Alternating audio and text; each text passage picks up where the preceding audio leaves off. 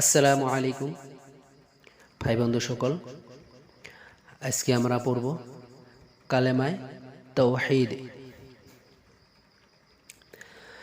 আউযু বিল্লাহি মিনাশ শাইতানির রাজীম। বিসমিল্লাহির রহমানির রহিম। কালেমায়ে তাওহীদ। لا إله إلا الله وحده لا شريك له له الملك وله الحمد وهو على كل شيء قدير.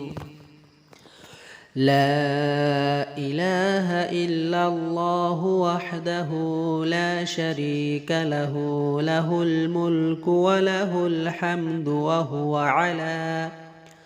وهو على كل شيء قدير.